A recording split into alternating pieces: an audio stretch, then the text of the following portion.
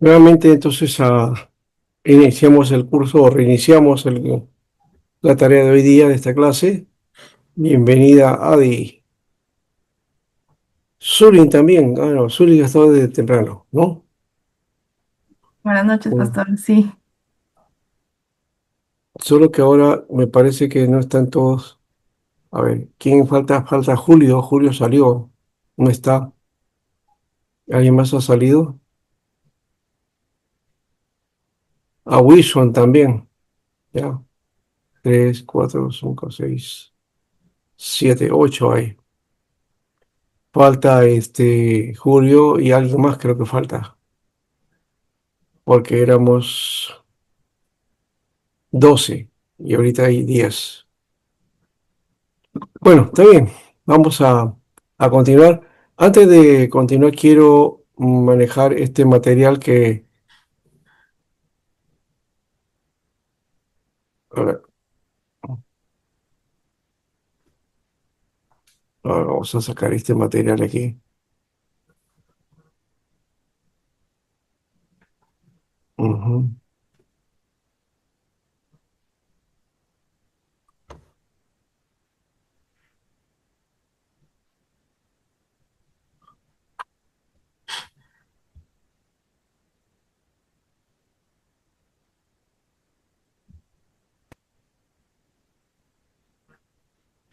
Ya. Aquí tenemos en parte lo que hemos mencionado, ya. Eh, Aquí hay un resto, por ejemplo, creo que es de Mochica, Chimú, que eran muy guerreros, de paso. Y es lo que estábamos mencionando en la clase, ¿no? Y hemos dicho que la religión precolombina constituye componente básico de la religiosidad popular que resulta o que resultó de la penetración del cristianismo en el Nuevo Mundo. Y tras un proceso de cristianización y extirpación de idolatría, muchos de sus elementos han desaparecido. Sin embargo, otros permanecen latentes hasta la actualidad, como las creencias animistas en los espíritus de las huacas y en los lugares y objetos sagrados, ¿no? Que tomen en cuenta que la religión inca no fue la única que se desarrolló en nuestras tierras. Las culturas pre-incas tuvieron prácticas religiosas diversas en la costa norte, en el centro y el sur, ¿no? Se caracterizaron por ser guerreros y por dar sacrificios humanos a sus deidades y se les ofrecían a los vencidos en batalla. Las culturas Mochica, Chimú, Moche en el norte son muestras de esa práctica. Digamos, esa ilustración ahí está hablando de los sacrificios, matando a las personas, ¿no? Son sacrificios de sangre, eran bien, bien terribles. Entonces se tomaban la sangre inclusive de sus enemigos, ¿no?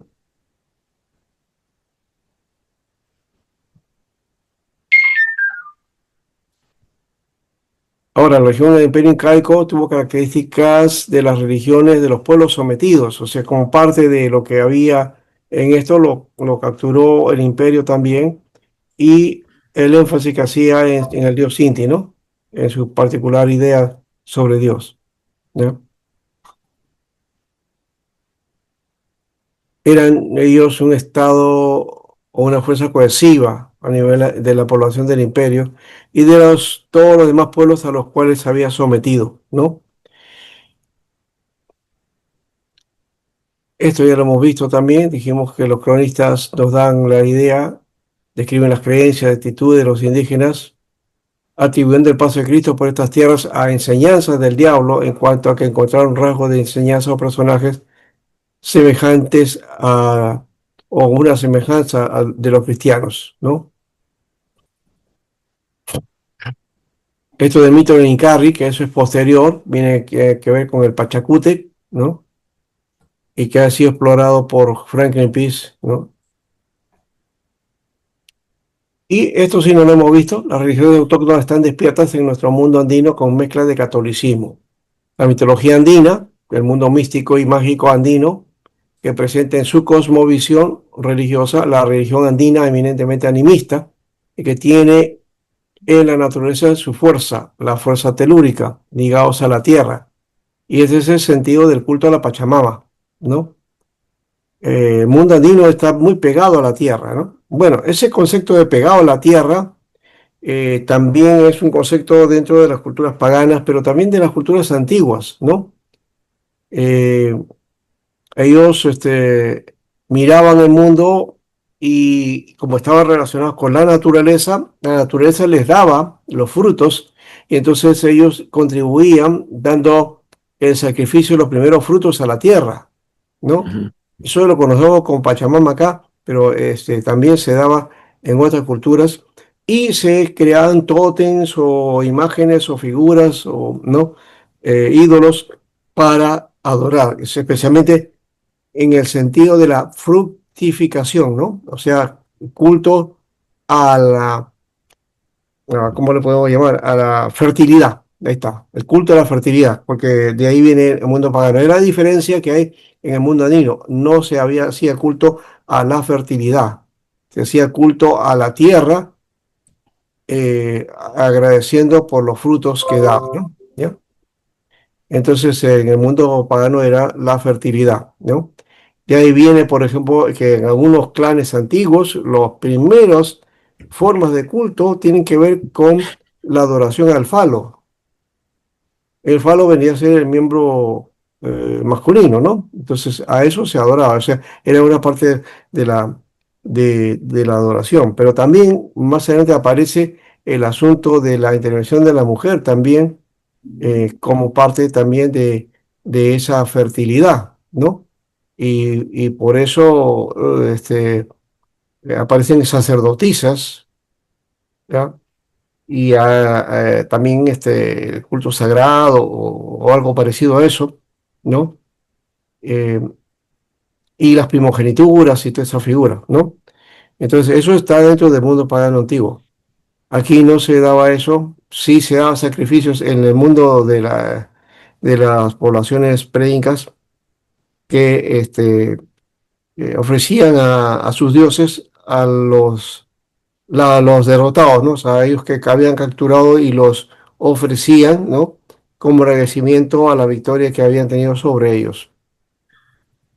La construcción religiosa también, aquí está la de los cronistas. Los cronistas, ellos fueron los que hicieron una construcción religiosa andina. El mundo andino no era así, sino que ese es el perfil que los cronistas habían planteado. Por eso que hasta ahora está tratándose de encontrar cuál es el origen exactamente de cómo era la religión andina, ¿no? Tenemos entonces la concepción andina, pero con mirada española, ¿no? Crónicas que hablan de la religión andina y su expresión, pero le dan categorías cristianas para interpretarlas. Hay que reconocer que el mundo andino es precristiano y que debemos entenderlo sin categorías cristianas, sino tratando de interpretar su mundo y su motivación. Por eso metemos el asunto del diablo, ¿no es cierto? Y otro tipo de cosas que son básicamente ideas cristianas que no están en la concepción del mundo andino, ¿no? Los cronistas muestran el mundo andino en el mito del Incarri y el mito del Huiracocha, de lo que estaba hablando también el hermano Julio, ¿no? El mito del Huiracocha, por ahí está esa figura. Y aquí tengo justamente la idea, bueno, saqué mito, religión, magia, que, todo este aspecto que hay. Eh, el mundo andino tenía cuatro aspectos primero. Una concepción acerca de la naturaleza del mundo y el carácter de la divinidad o divinidades que lo controlan. Un cuerpo de doctrina sobre las relaciones de las divinidades con los humanos, un sistema de normas de conducta ideada para conformar la vida y la voluntad de Dios o de los dioses, y si es politeísta, ¿no? También un aparato de símbolos, espacios y acciones para celebrar los ritos y ceremonias del culto, ¿no? Eso es cuanto a, a lo religioso. Entonces, ¿qué es teología andina? La teología andina o indígena es la comprensión de Dios desde su como visión y vivencia cotidiana de religiosidad. Tiene una visión animista y panteísta, su relación con la naturaleza es personalizada y dan vida y ánima a la naturaleza. Ujú. Aquí tenemos, bueno, este es de Roberta Menchú, este es rasgo de lo que hay hoy día sobre la religión andina. Y Roberta Menchú creo que era de Centroamérica, me parece, indígena de Centroamérica, ¿no?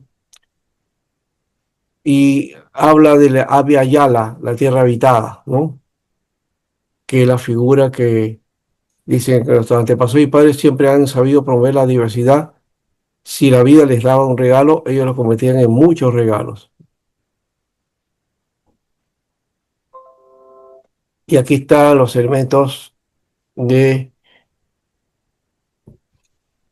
una cosmovisión andina, ¿no? Los indígenas tenemos nuestra propia idea e imagen del cosmos, nuestra cosmovisión, pero ha estado por siglos enterrada y dispersa.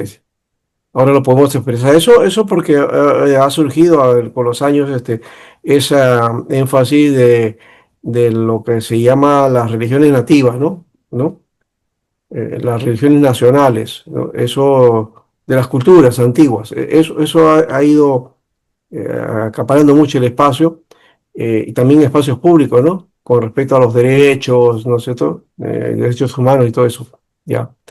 Que a uno de repente no le gustará mucho eso, pero es un valor importante, ¿ya? Ya hemos dicho, comenzamos diciendo que despreciamos, ¿no? Muchas veces lo indígena, lo andino, y ahí hay un valor importante, pues es una cultura con sus derechos igual que las demás culturas, ¿no? Y puedo decir una cosa aquí también, ¿no? Que no hay cultura mayor ni menor, ¿no? La cultura que domina de nosotros, la occidental, a veces se pone como impositiva, que se cree superior y que es mejor que las demás. No hay culturas mejor que las demás, todas son iguales, solo que hay las diferencias de carácter y de aspectos que van cambiando de cultura en cultura, pero que eso tiene que valorarse y respetarse, ¿no? Bueno, aquí está, esto ya es posterior, esto ya se ha ido ofreciendo, pero con la concepción cristiana, bueno, está el Hanan Pacha, el mundo de los dioses, ¿no? Que dice que acá entraba el Inca nada más, ¿no? El Cay Pacha, que es la tierra natural, ¿no? El mundo de los seres vivos, y el Ucupacha, que es el mundo de abajo, que es el mundo de las semillas, y que se creía que los muertos se volvían semillas, que renacerían, ¿no? Ahí. Ese Ucupacha mundo interior no es igual que infierno, por si acaso, ¿no? O inframundo, es diferente. No hay esa concepción en el mundo andino.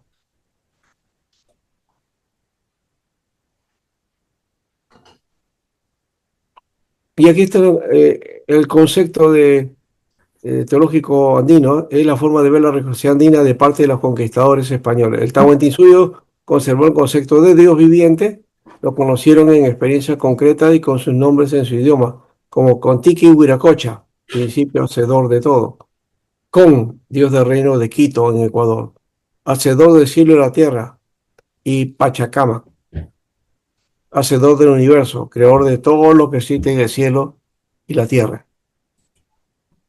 Y ahí hay un lío, ¿no? Si está contigo y Huiracocha como principio hacedor de todo, pero también aparece Pachacama también como hacedor del universo. Entonces, ¿con quién nos quedamos, no? ¿No? Si Huiracocha es creador y Pachacama es creador, o al final son el mismo Dios, pero con diferentes nombres, ¿no? Bueno. Aquí está esta teogonía andina, donde están los dioses mayores Huiracocha, acá, el Inti, el Illapa, luego los luceros, acá Quilla, el Coyur y el Echazca, ¿no? Coyur son las estrellas. Después, la figura del Pachacamac aquí. Esto es en el Hanan Pacha, en el mundo de arriba. En el Urin, en Kai Pacha, aquí en la tierra, entonces está Pachacamac. Aquí se ofrecía la Pachamama, ¿no? Se le daba a la madre tierra, ¿no?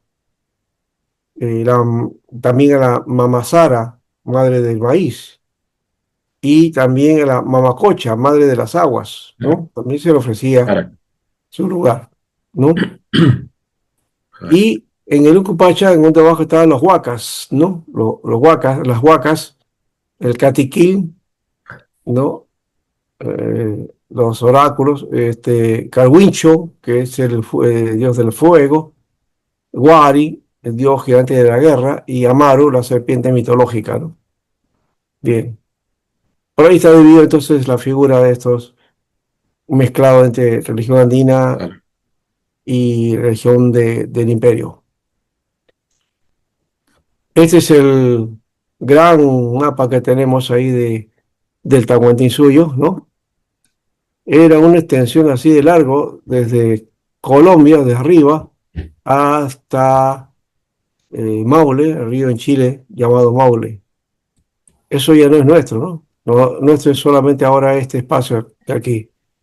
Y la selva que se fue incluyendo, aunque la selva nunca fue de los españoles, ellos nunca supieron conquistar la selva.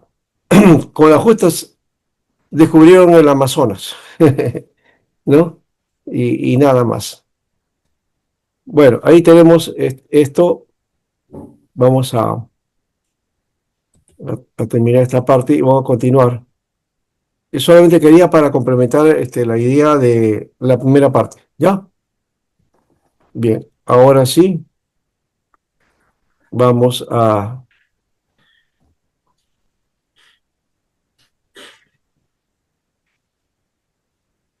Bueno, esto ya no.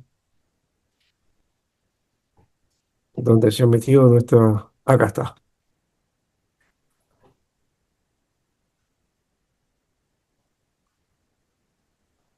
Nos hemos quedado entonces en la época de independencia y el proyecto de libertad religiosa, ¿no? Vamos a mirar por ahí esta parte, esta es la segunda parte que vamos a tener en este espacio. El movimiento independentista en el Perú no partió de las aspiraciones de las masas populares en estas tierras. Hay una concepción quizás idealizada de la independencia. Las masas populares no estuvieron, ni intervinieron, ni estaban comprometidas en la independencia. ¿Ya?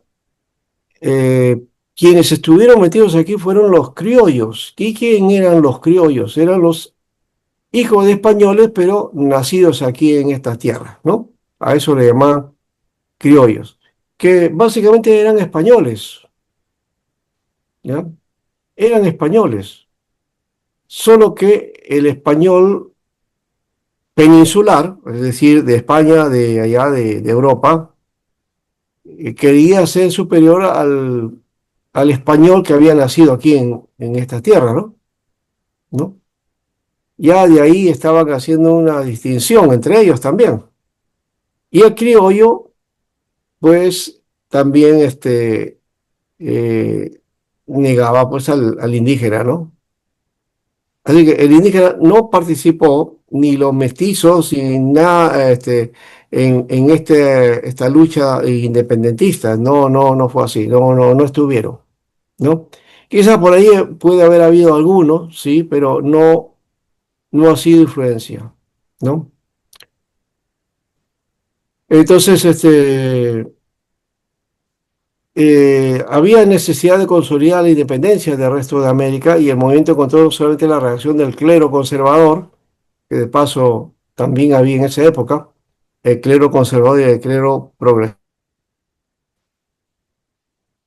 diríamos así, ¿no? Que tenían, el clero que tenía nuevas ideas, la visión nueva del mundo, ¿ya? Y el otro era el clero conservador que apoyaba, ¿no? Las ideas españolas, ¿no? Y todo el carácter de costumbre y tradición de la iglesia, ¿no? El movimiento encontró no solamente la reacción del clero conservador y fiel a los intereses del rey de España, sino también la posición contraria de la población indígena, que veía en el rey a su único protector ante los abusos de los encomenderos, ¿no? Entonces, la población no estaba dispuesta a luchar por la independencia porque creían que el rey era su protector, ¿no? Recuerdan que habían hecho las leyes de las Indias, ¿no? Y habían hecho varias bulas y varias leyes a favor de los indios, ¿no? Que nunca se cumplieron de paso, ¿no? Nunca lo cumplieron. Mm. Así que ellos se apoyaban en el rey, ¿ya? Y lo veían a él como el único protector de los abusos de los encomenderos, ¿no? Aún con los comanderos abusaban, pues no querían violentarse, ¿no?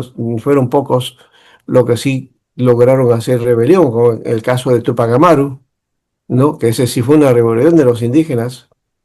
Y más adelante Mateo Pumacahua, también, que entra dentro de eso, pero ya eso es posterior y aparece como un precursor, ¿no?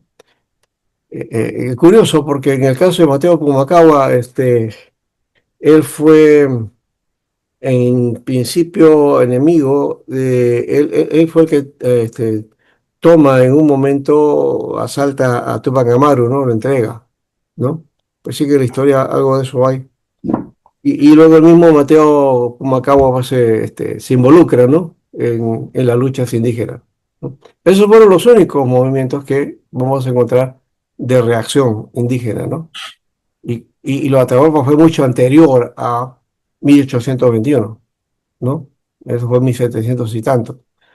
Eso se aplacó y entonces los criollos vinieron y entonces ellos fueron los que hicieron la independencia, ¿no? Ya estos movimientos indígenas no participaron.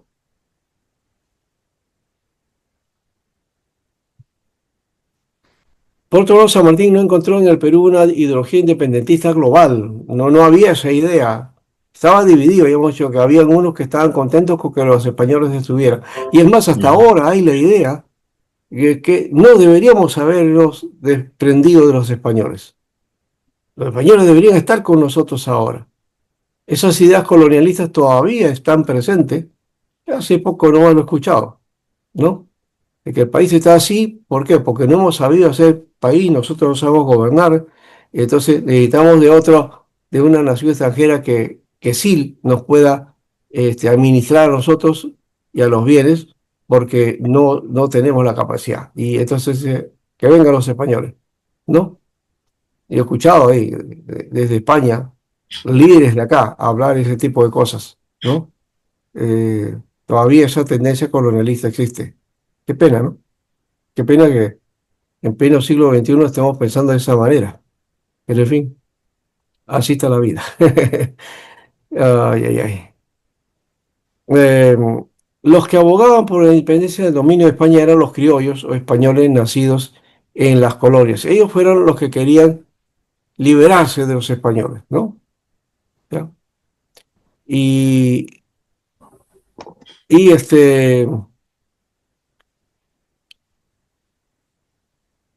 eran celosos de los privilegios de los españoles peninsulares también, porque los españoles peninsulares tenían privilegios frente a los criollos españoles, ¿no?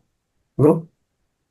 Mm, ya hemos dicho, o sea, ser criollo español, nacido aquí en esta tierra, eso lo limitaba, aunque tuviera riqueza de acá, acá hubiera tenido riqueza, pero la capacidad de poder era ya menor que el español peninsular. Por eso fue una necesaria y fuerte y continua contienda ideológica para profundizar la mentalidad independentista en nuestro país y lograr el objetivo de esa independencia, ¿no? Sí, tuvieron que luchar por ese lado para cambiar la mentalidad. Aún así, todavía, mira, San Martín hizo la independencia, o proclamó, digamos así, que no hubo guerra ni nada de eso, la proclamó, y quiso hacer un sistema, ¿no? De protectorado, ¿ya? Pero un sistema que estaba basado en la realeza, ¿no? Entonces, en que el gobernante de estas tierras debería ser un rey, ¿ya? Ya lo iban a nombrar a él también, ¿no? Pero esa era su idea. En cambio, Bolívar, por eso que tuvieron pleitos, ¿no? Entre ambos, Bolívar hablaba de una república unida, ¿no?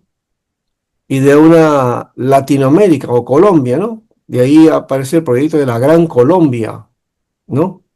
Y el proyecto de Gran Colombia estaba Panamá, Ecuador, Colombia, ¿no?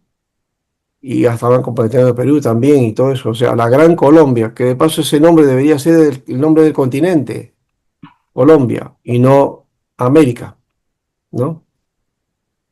¿Por qué debería ser Colombia? Porque Colón fue el descubridor, pues. ¿Y por qué se llama América? por un personaje llamado Américo Vespucio, quien hizo la primera cartografía de este continente, ¿no?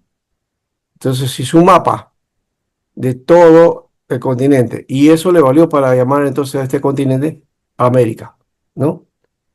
Le pusieron el nombre de este señor que no descubrió nada, solamente hizo el mapa. Bueno, eso por lo menos el mapa ya es algo, ¿no? Hizo un trabajo topográfico muy interesante. Bueno, entonces, eh, los aliados de San Martín y Bolívar en su proyecto de establecer la total libertad en el Perú, incluyendo la religiosa, fueron los liberales, tanto como el clero entre los laicos, ¿no? Eh, los liberales, y hay que denotar este aspecto porque hoy día también se habla de liberales, pero hay mucha diferencia entre los liberales, entre comillas, que algunos aducen ser, frente a los liberales del siglo XIX. Los liberales del siglo XIX estaban, am, digamos, abocados a las ideas de cambio del mundo europeo, ¿no? Con libertades, pero también con derechos, ¿ya? Entonces están rompiendo con la esclavitud, están rompiendo con diferentes aspectos ¿sí? De eso, de la educación también, el aspecto de salud, todo eso. Am, pero el clero y el mundo conservador español también hacía su lucha, ¿no? Que ellos querían permanecer así, ¿no? Y ellos decían, el rey, Dios lo ha puesto ahí como autoridad y entonces todos tienen que someterse, ¿no? Porque eso es disposición del rey. Es un pensamiento muy ultraconservador, ¿no? Porque no es así tampoco, ¿no? Ya, entonces, ojo que también a veces pensamos o nos enseñan de esa manera. Dice, no, toda autoridad es puesta por Dios. Entonces tienes que aguantarte. Si es mala, te la aguantas. Mm. Pero tampoco es así, ¿no? Estamos en otro momento y cuando dice que toda autoridad ha sido dada por Dios, opuesta es porque Dios es el soberano y que permite toda autoridad. Pero eso no quiere decir que esa autoridad directa viene por o la tienes que santificar o divinizar, aun cuando te porte contra los propios intereses del pueblo o los intereses de, de su propio gobierno, ¿no? O se enriquezca a costa de eso. Eso es otra cosa, ¿no? Y ahí sí nos da opción para que nosotros entonces pongamos, porque eso es la actitud también, ¿no? La idea de intervención no solamente votar, sino una intervención directa en los acontecimientos. Ahora, miembros destacados del clero liberal llevaron adelante el plan de San Martín, de implementar un sistema educativo popular basado en la Biblia con textos de lectura, promovido por el educador evangélico escocés Diego Thompson. Este sistema fue el conocido como sistema lancasteriano, ¿no? De todo eso vamos a hablar más adelante, es que esta es solamente una mención inicial, ¿ya? Estamos hablando de la época de 1822, 23, ¿no? En ese tiempo. El sistema educativo que fue llevado a todos los países libertados, fuera del sistema lancasteriano, un sistema de un tal señor Lancaster que era creyente evangélico, ¿no? En Escocia y que triunfó en la India, ¿no? Por propuesta de San Martín se dio y tuvo éxito donde se implantó. En el Perú tuvo aceptación y las escuelas establecidas duraron más que las fundadas en Chile, llegando a tener difusión nacional bajo la dirección del padre José Francisco Navarrete, quien sucedería a Diego Tonso cuando él dejó de nuestro país, ¿no? Eso se lo encargó a Francisco Navarrete. ¿Se acuerdan que estamos hablando de ese aspecto del trato interconfesional? Ahí esto se dio en esa época también. Y eso fue novedoso, ¿ya? En una época en donde sacerdotes católicos no se pasaban con misioneros y pastores protestantes, ¿no? ¿No? No se, no se encontraban, ¿no? Ahora, Sin embargo, a pesar de la eficacia del sistema, llegó a prevalecer la oposición de los conservadores, que creía que la educación de las clases inferiores producían ideas subversivas, incredulidad religiosa y conmoción social. Esta idea de esa posición conservadora todavía está metida ahora. Por eso es que no se desarrolla la educación, ¿no? Porque dicen que estas clases inferiores van a tener ideas y van a producir conmoción social, van a protestar, ¿no? Entonces, las ideas conservadoras van contra todo eso, pues, ¿no? Y ya lo estamos viendo en nuestro país. Es así, ¿no? Entonces, en cambio, el aspecto liberal, estos conservadores que se dicen liberales o neoliberales en términos económicos son conservadores en cuanto a conducta, pero los liberales europeos y que también tuvieron la concesión de las ideas como San Martín y Bolívar, estos liberales este, no tienen nada que ver con la cuestión económica o con las empresas privadas y ese tipo de cosas que manejan en términos económicos, esas ideas libertarias, le llaman así, ¿no? ¿Ya? Pero que son conservadores al final. No son liberales, son conservadores y ultraconservadores, ¿no? Entonces hay una diferencia, en todo caso, con respecto a esto, a este contexto de ese tiempo donde había liberales y conservadores, así se conocían, ¿ya? Y hoy día hay una mezcla de cosas, ¿no? Dentro de este sistema del mundo postmoderno, ¿no? Y especialmente dentro digamos, el ultracapitalismo que hoy día domina el mundo, ¿no? El libertador San Martín quiso profundizar la independencia nacional hasta introducir la libertad de culto y otras reformas liberales, ¿no? Porque la libertad de culto, la libertad religiosa, esos son aspectos de reforma liberal que los conservadores no quieren, ¿no? Conservadores ahorita, si pudieran, ya no lo hacen por tácticas políticas ahora, ¿no? Porque cierto sector evangélico apoya eso. Pero si esto estuviera, lo pudieran hacer, desaparecerían las iglesias evangélicas, porque ellos quieren tener la primacía total, ¿no? Y entonces hay líderes políticos que son del Opus Dei, que son anti-evangélicos, pero que hoy están juntos, ¿no? Por cuestiones políticas, ¿no? En cambio, aquí se ven las diferencias, ¿no? No están juntos, no, están muy separados, ¿no? En la época de San Martín, ¿no?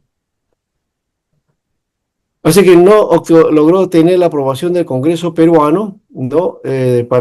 Por estas cosas, por esta reforma, ya que la clase alta aliada con el clero conservador y también por las bulas contra la independencia, porque eso no lo conocen ustedes, ¿eh? El Papa Pío VII y el Papa León XII, ¿no? Mandaron burlas, hicieron unas burlas contra la independencia, porque las tierras de América se estaban rebelando contra Dios. Eso que están haciendo era rebeldía, decía, ¿no? ¿No? Y por eso que menos pues libertad de culto, ¿no? ¿No? Y menos reformas liberales, ¿no? Eso no podía ser, en todo caso. Este, y aquí está la muestra, bueno, de estos papas, ¿no? Pío VII y León XII, ¿no? Que hicieron bulas contra la independencia, ¿no?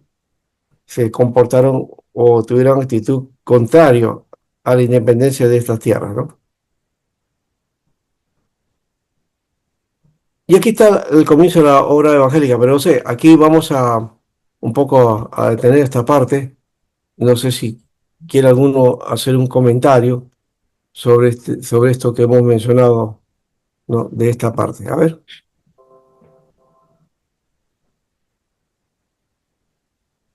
Y está haciendo este análisis que tiene que ver con un análisis religioso, antropológico, histórico también, ¿no?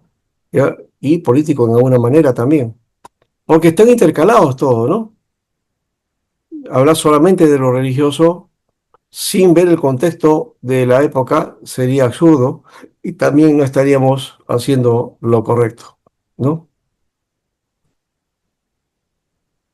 Entonces, cada vez que hagamos un análisis y una visión de sociedad, de mundo, tenemos que trabajar estos aspectos, ¿no?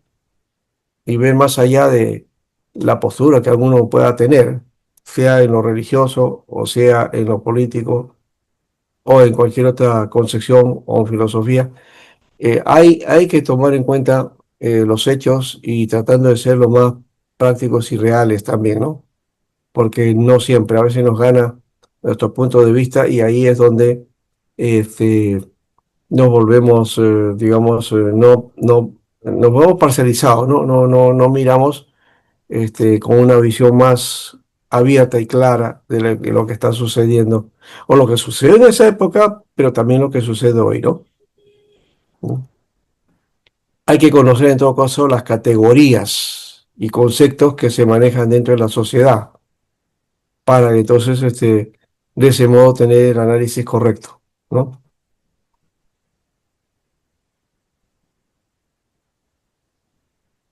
Bien, ¿nadie quiere participar? Porque vamos ahora a otro, ¿no? Al inicio de la obra evangélica. A ver. Pastor, solamente la bula, ¿no? La bula papal era todavía predominante hasta ese entonces, ¿no? Mm, Y atribuía pues a Roma todo ello, pero en sí eh, les beneficiaban, pues, ¿no? claro, no, es que A los estas tierras criollos. eran españolas, ya, y también Roma tenía que ver porque habían habido bulas también de los papas anteriores que hicieron que el rey de España, entonces, eh, era el protector y pues, también misionero para América, ¿no? España se convertía en misioneros Ujú. para América. Y esas tierras eran de ellos, ¿no? O sea, ese es el asunto, ¿no? Que América es la extensión de España. Y ahí está la diferencia que algunos dicen que no fuimos colonia, ¿no? Y que hubo conquista, pero no colonia, ¿no?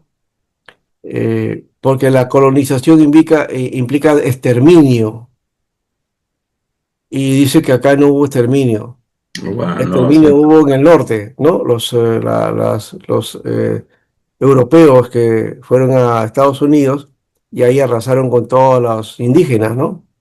O lo que ocurrió también en Sudáfrica o en Australia también, por ejemplo, que también acabaron con los nativos. Si bien no hubo esa masa, digamos, de gente que murió o que desapareció, los españoles sí hicieron, o sea, no tengo la cantidad ahorita, pero dicen que eran unos bastantes millones que habían de indígenas en la época del incanato, cuando vinieron los españoles. Y pasó más de un siglo y creo que la población se disminuyó a menos de la cuarta parte, ¿no? Entonces sí hubo también, entonces, exterminio, ¿no? Sí hubo eso, sino que no fue una política de exterminio como fue en el norte, pero sí fue mediante la esclavitud, mediante las encomiendas, mediante las mitas, todo eso fue mellando, ¿no? Y la falta de condiciones en cuanto a salud, ¿ya? Y alimentación, eso hicieron que los indígenas comenzaran ahí a desaparecer o a ser pocos, ¿no? ¿Ya? Aún así, todavía hay gente en el Ande, ¿no? Hay bastante, pero ya no es la población que hubo en su momento, ¿no? ujú, claro. Y hay que entender también otro aspecto, ¿no? Porque yo he hablado de las culturas y de los incas, pero también, por otro lado, estas tierras tienen otra faceta, ¿no? Una cosa es las culturas de la costa, otra es la cultura de los Andes, y otro es el mundo de la selva, que es muy lejano a las dos anteriores. Aunque un poco lo de los Andes sí hay cierta influencia, perdón, en el mundo selvático, hay cierta influencia del mundo andino, y se denota en las palabras, ¿no? Por ejemplo, esa palabrita que utilizan ahí en la selva cuando cae una lluvia torrencial, de esas tipo, ¿no? De esas lluvias de la selva, ¿no? Conozco eso porque yo he vivido por allá. ¿Cómo le llaman ahí? Hermano Javier debe saber de repente, Se ¿no? llama la mangada. A la Ajá. Warmi lluvia, ¿no? Y Es el pues en otro Huánuco, nombre. está lloviendo, pasar en Huánuco ahorita ya. Ya, Warmi lluvia, ¿no? Ujú. Ya, que dice, esa lluvia es como la mujer, ¿no? ¿No? Esa Warmi lluvia es la mujer que molesta, ¿no? Así le llaman a esa lluvia, ¿no? Ya, y hay varios nombres, entonces, y varias nomenclaturas en quechua en el mundo de la Amazonía, ¿no? Está el Churanchaki, está el Tunche, ¿no? Hay nombres ahí interesantes o palabras que se han ido introduciendo al mundo de la selva, pero que provienen del mundo andino, ¿no? ¿Verdad? Bueno, ahí estamos con ese aspecto, ¿no?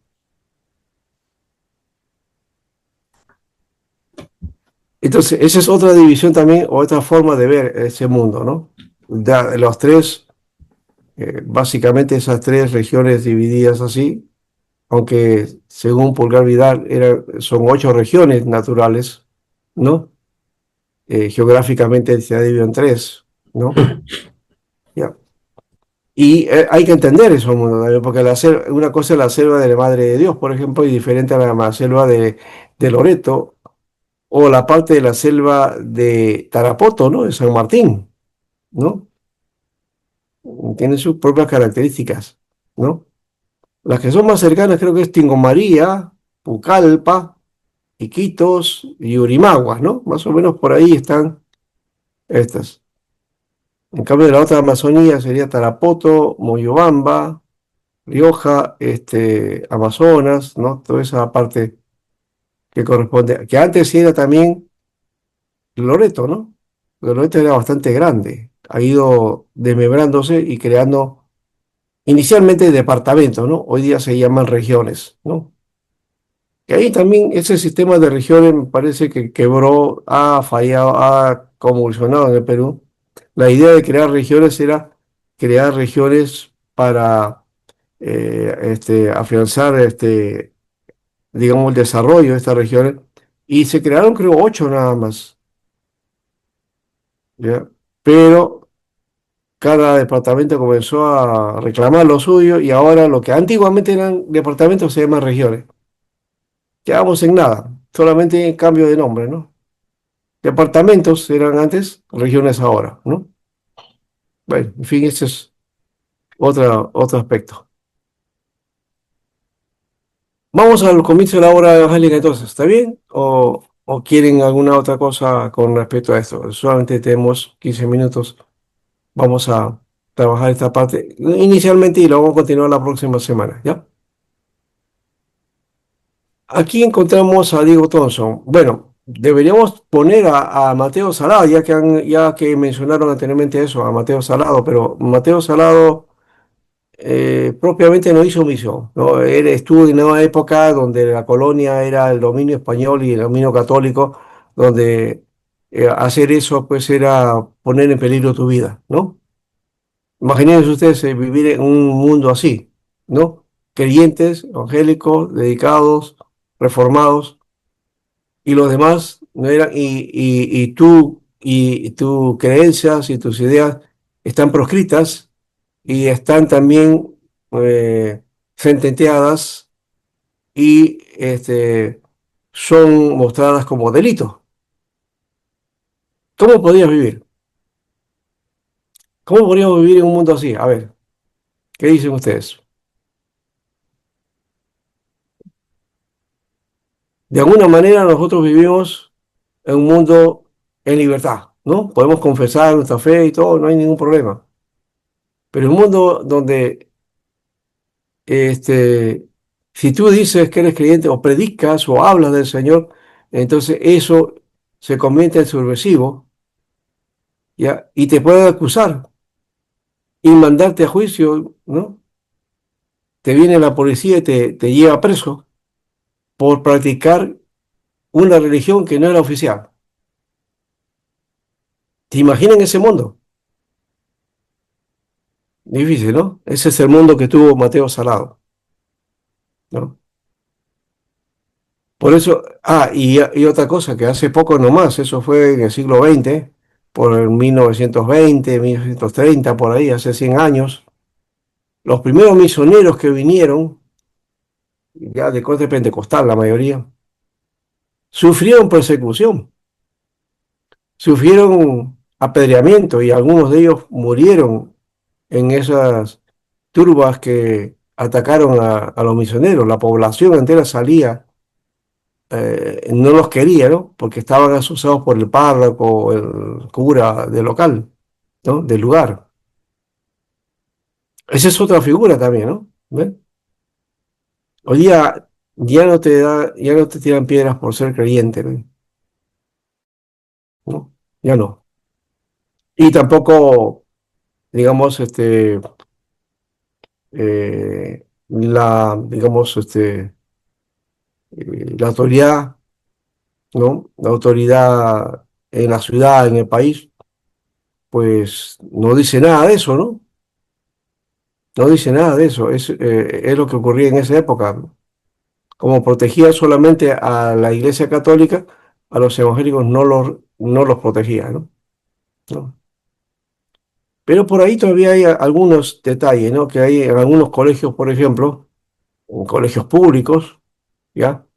Eh, Piden que los padres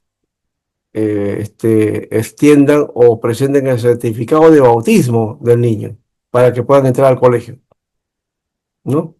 Y ya ustedes saben, cuando piden un certificado de bautismo, están pidiendo qué cosa, que sean bautizados por la Iglesia Católica, ¿no? Bueno, eso todavía existe, ya hemos dicho, ¿no? Está en algunos lugares, hay esa discriminación todavía, ¿no? Hay discriminación religiosa, ¿no? En menos proporción, pero lo hay, ¿no? Todavía no se ha desterrado. Sí, Pastor, sí, sí, pastor, una consulta. Como acá lo estoy leyendo en una gran visión ecuménica, ¿eso se quiere referir a gran esfuerzo, si mal no me equivoco, o de compromiso, y tal? Que como ya, bien dicen, sí, en sí, el buen pero espíritu, estamos hablando de la visión ecuménica en el buen se sentido de re- la palabra y dentro del contexto histórico, o porque sea, hoy día, un compromiso como tal. Un ya, co- pero de relaciones con, en este caso, con curas, sacerdotes católicos. Todos trabajó ya. muy bien con ellos y se llevaba muy bien y se hizo amigo inclusive de ellos. Ah, Este, mire.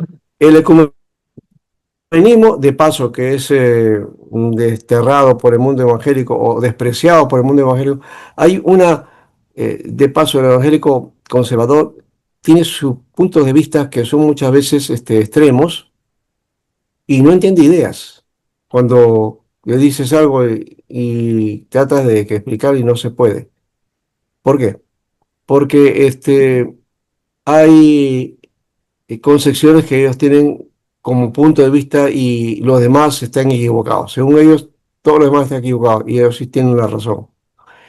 Entonces, ver a un pastor conversando o estar unido con un sacerdote católico, no, eso es aberrante, dice, no, no, eso es un idólatra, ¿no? Un pagano, dice. Pagano y tal, pagano. Ya. Entonces, no puede ser, dice. No Claro. entienden que el aspecto religioso también tiene que ver con respeto, ¿no? Ese sacerdote de repente, mi opositor, pero con respeto nos llevamos, ¿no? Cada uno, yo tengo mi posición y él tiene otra, y punto, ¿no? ¿No? Ujú. Vale Entonces, mucho las posiciones ahí, las posiciones. claro, el Total. movimiento ecuménico, en el Perú y en Latinoamérica, eh, se relacionan evangélicos y católicos, y que algunos evangélicos llaman a eso, qué cosa, que es una mezcla, ¿no? De, digamos, renegar de la fe o de la doctrina y mezclarse así. Bueno, lo hablan como si fuera la religión babilónica y todo lo demás. Y eso no tiene nada que ver con eso, no, no. Hay una mala apreciación de esa figura, ¿no?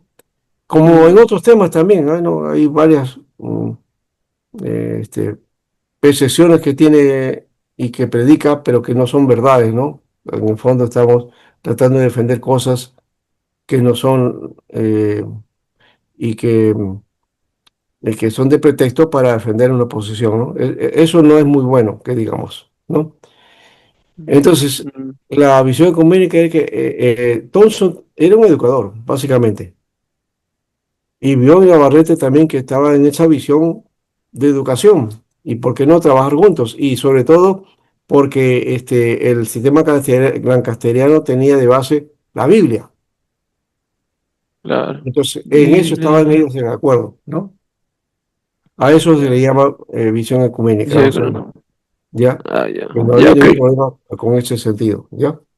Ok, Yo me Pastor. acuerdo de eso hace unos 2, 3 años atrás, creo, me invitaron para una conferencia ecuménica, ¿no?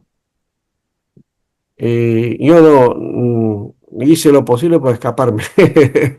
Quizás no hice bien, la verdad. Pero y se lo di a otro hermano, otro amigo que conozco, le di la potestad del asunto y ya pues, él hizo la conferencia y no fui yo. Después de esos 3, 4 años que ha pasado, la Sociedad Bíblica me invita para ir al mismo lugar donde 3, 4 años antes iba a hacer yo esa conferencia. Entonces, esta vez sí fui, pero era para hablar sobre la Biblia, ¿no? ¿No? Yo estaba como pastor y biblista de Sociedad Bíblica, ¿ya? Frente a seminaristas católicos, ¿no? Para hablar acerca de cómo nos llegó la Biblia, ¿no? Muy bueno, ¿ah? Y se abrió el Museo de la Biblia, de Sociedad Bíblica había varios objetos que tiene en su museo, ¿no? Eso fue en septiembre, hace poco nomás, ¿no? Una interesante experiencia, ¿no? ¿No? Muy buena.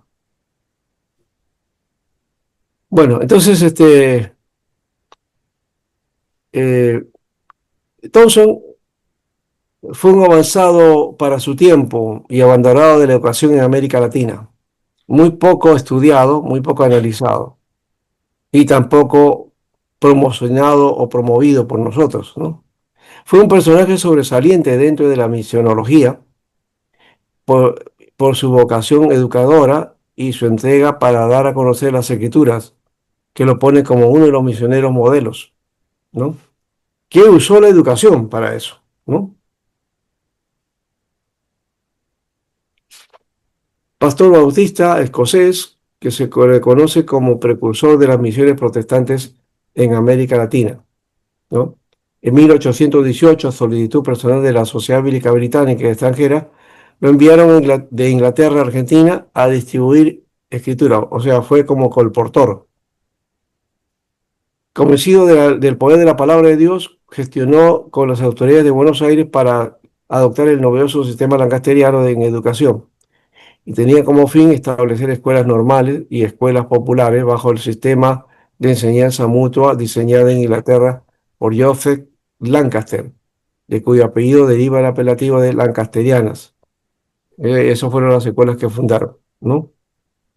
Así que su finalidad fue fundar escuelas o establecer escuelas normales. Estamos hablando de las escuelas pedagógicas, ¿no? Donde se forman los profesores, Ujú. ¿no? Las escuelas normales. Y de paso, por eso, San Martín creó la primera escuela normal, ¿no? de Educación, que ahora se conoce como la Universidad La Cantuta, ¿no? Y que tiene el nombre, la universidad no se llama La Cantuta exactamente, se llama Universidad Enrique Guzmán y Valle, Enrique ¿no? Guzmán y Así se Valle. llama, ¿no? Entonces, eh, en la primera promoción fue promovida por Diego Thompson, ¿no? O sea, los primeros estudiantes de esa escuela normal, ¿no?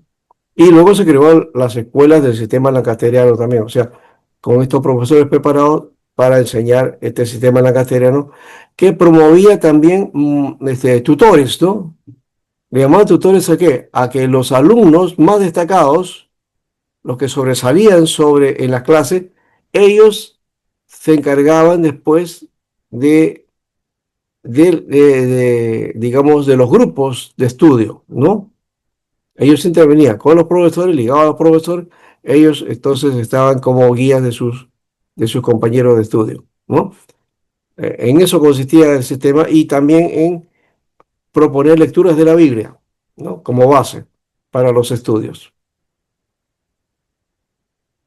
Este sistema, la Biblia era el principal libro de texto y los alumnos mayores enseñaban a los menores.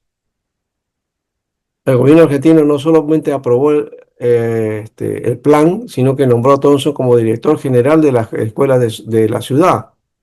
Eso fue el comienzo en Argentina. Ya. Y así se distribuyeron miles de Biblias. La versión de la Biblia adoptada para el aprendizaje de la lectura era la del padre Felipe Sío de San Miguel, que fue la primera Biblia católica publicada en territorio español a partir de 1701, ¿no? Así que Diego Thompson utilizó la Biblia de Felipe de Sío de San Miguel, ¿ya? Llamada la Biblia de Sío. No usó la Reina Valera. Si hubiera utilizado la Reina Valera, posiblemente hubiera provocado rechazo del clero, ¿no? Así que no utilizó eso. La obra de Thompson en Argentina llamó la atención de Bernardo Higgins, director supremo de Chile, quien lo invitó a Chile por un año con todos los gastos pagados. Así que en 1821 se marchó a Chile, donde aplicó el mismo sistema aprobado por las autoridades del país con resultados similares. Thompson estuvo menos del año propuesto a causa de la gran oposición del clero. Ahí sí tuvo oposición, ¿no? Diferente a lo que sucedió en Perú y en Argentina.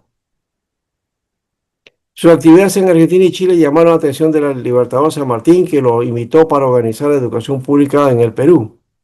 Así que Thompson viajó al Perú y llegó al Callao el 28 de junio de 1822 y al día siguiente viajó a Lima para presentarse ante el Libertador y dispuesto a repetir el proceso en ese país. Recuerden, cuando estamos hablando que llegó al Callao y al día siguiente se fue a Lima, es porque antiguamente Lima y el Callao estaban separados, ¿ya? No había toda la ciudad que tenemos hoy día, no había todo, la ciudad está completa, inundada de casas, edificios, pistas y todo, y llegamos hasta el Callao, ¿no? ¿No? Todo eso lo vemos en un mapa o ¿cómo se llama? En Google Maps, vamos a encontrar ahí Lima, ¿no? Todo cómo es. En cambio, en la época de San Martín, en la época de Thompson, Lima era un cuadrado, solamente lo que llamaban el Gamero y Pizarro, todo ese lugar, ¿no? Lima era pequeña, ¿ya? Y estaba encerrada bajo muros, ¿no? ¿Ya? Y una puerta que estaba por la Avenida Colonial, donde se inicia la Avenida Colonial, era la carretera para ir al Callao, ¿no? Y para ir al Callao se demoraba pues un par de horas más o menos para llegar hasta allá, ¿no? O sea, parecía distante. Hoy día en media hora estás ¿no? Del Callao a Lima, ¿no? Bueno, te demoras por la afluencia de tráfico, de tantos carros que hay, sí puede ser que llegas a 2 horas de un lado a otro, ¿no? Pero básicamente lo normal no demora más de 40 minutos, ¿no? O no demoraríamos, ¿no? Sino que la ciudad está toda hecha un caos en el orden, ¿no? Muy bien, entonces aquí tenemos a Diego Thompson Su llegada se produjo en un momento coyuntural en los comienzos de la independencia nacional, cuando parte del clero conservador había sido desterrado y había huido, y encontró buenos colaboradores entre el clero y los políticos liberales, aunque con fuerte oposición del clero conservador católico que quedaba. Ya no tenía la misma oposición que encontró en Chile. En Chile sí fue una oposición tan fuerte que él tuvo que abandonar, ¿no? En cambio, acá en Perú no. Sí hubo el apoyo de muchos curas y quedaban voces disidentes, contrarias, sí, pero eran pocas, ¿no? Y aquí está, el gobierno de San Martín dio un decreto el 6 de julio de 1822 en que se ordenó el establecimiento de una escuela normal y de escuelas públicas bajo el sistema lancasteriano. El mismo decreto disponía el uso del convento dominicano de Santo Tomás para establecer la primera escuela normal del Perú, ¿no? Entonces ahí está la institución pedagógica que iba a formar estos profesores, ¿no? No se Pastor, olviden, 6 de pregunta. julio. Y de paso, este año, este 6 de julio, no hemos celebrado nada. Me olvidé que el 6 de julio era la fecha del Día del Maestro. No, bueno, no hemos sacado nada por el Día del Maestro, ¿no? Y ya saben por qué también se celebra en Perú el Día del Maestro el 6 de julio, ¿no? ¿Por qué Por, será? por un decreto, dice, ¿no? Por el decreto de San Martín, pues, que crea la Escuela Normal de Educación y, y pone a Diego Tonso como director del mismo, ¿no? Pastor, una pregunta. Sí, ¿Esto es entonces más antiguo que la San Marcos? sí, claro. No, no, no, no, no, no, no. Cantuta no es más que la San Marcos, porque San Marcos se fundó en el virreinato. En el Reinato, ¿no? Claro, pues, al Ya. comienzo del virreinato, por eso que, este, si no me equivoco, ya tiene más de 400 años ya, Sí. la Universidad San Marcos, ¿no? ¿Y es que el mismo lugar, pastor, en el mismo lugar todavía sigue? ¿O había un lugar anterior, otro lugar ha tenido? No, San Marcos estaba antes en donde era el Congreso, Ah, a mira, la acá arriba, Inquisición, ¿no? después tuvo la casona de San Marcos ahí en el Parque Universitario, ahí, también eso era también San Marcos. Ahí en Grau también hay varias casonas ahí, ¿no? En Grao está la avenida, la de la Facultad de Medicina, que es la de San Fernando, que es la Ujú. típica, digamos, facultad de medicina, pero creo que ya la facultad básicamente no está ahí, ¿no? Ahí eso es ya más una cosa histórica, ¿ya? Ujú. Pero, y luego se trasladaron a lo que es ahora la ciudad universitaria, ¿no? ¿Ya? Que de Ujú. paso entiendo que antes que se creara el hospital de empleados, esta estructura, ese terreno donde está ahorita el hospital del empleado, el Rebagliati, antes se llamaba así, Hospital de Empleados, ya no le llaman así, De de empleados. paso. Y el otro le llamaban obrero, ¿no? Bueno, ahora se llama solamente Rebagliati, el otro Lo hay, eh, sí. Almenara, ¿no? Ya. ¿No? Ese terreno de donde está ahora sentado el edificio ese grande, el más grande hospital del Perú, que es el Rebagliati, ese terreno era para la Universidad San Marcos. Sí, mira. Se lo había destinado, el Estado le dio eso para San Marcos. O sea, que si hubiera seguido esa continuidad, la San Marcos lo tendríamos ahí, en medio de la ciudad, ¿no? No sé si eso está bueno, pero ya eso lo perdió. No sé cómo fue que se perdió el asunto, cambió la figura y todo, y se instaló el hospital, y Odría hizo eso, ¿no? En la época de Odría.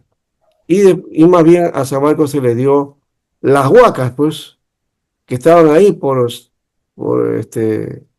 no se llama San Miguel, creo que por ahí está, ¿no? Por ese lado, ¿ya?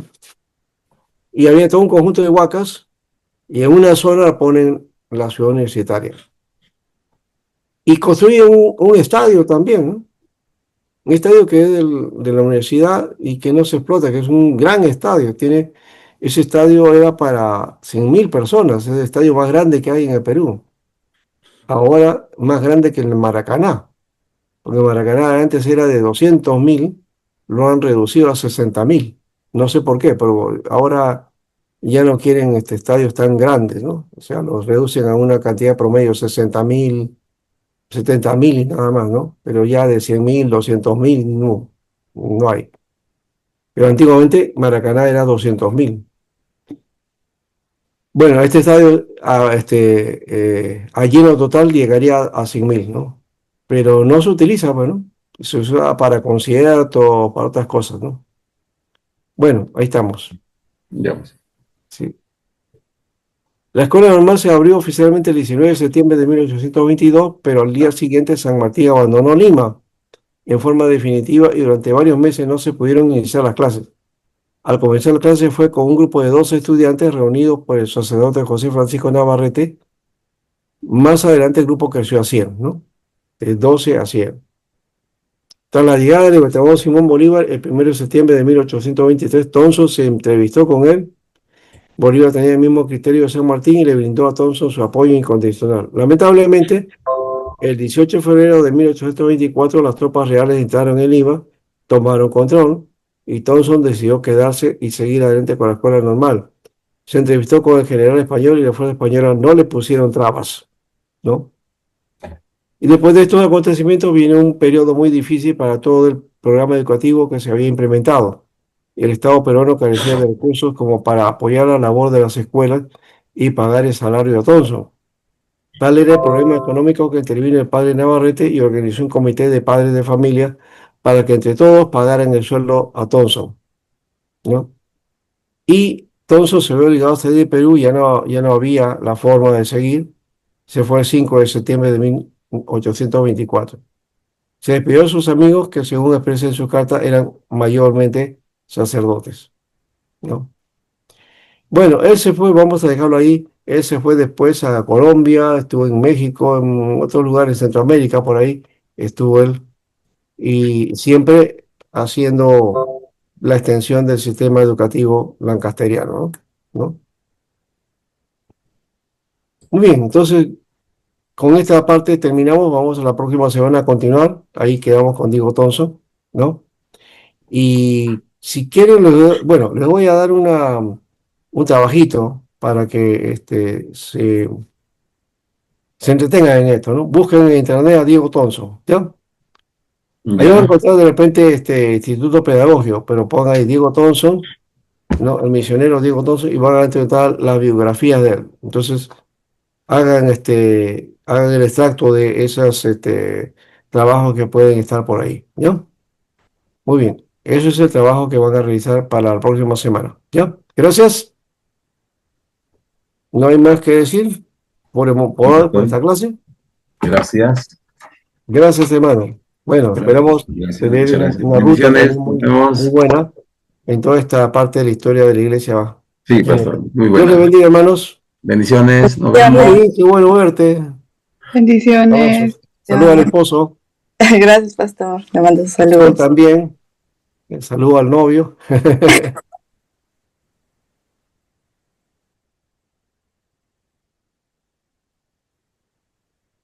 Pastor dijo hacer un extracto, ¿no? Extracto, creo que escuché, o no escuché muy Sí, bien. sí, extractos se tiene que hacer, sí. Un extracto de, voy a anotarlo bien acá, hacer un extracto. Una de la biografía de Diego Thompson, pues, ¿no? Busquen todo por ahí los datos que pueden encontrar sobre Diego Thompson y hacen una biografía. Ya, gracias. Biografía, ¿no? Ya, Sí, sí, ya, gracias, ya. pastor.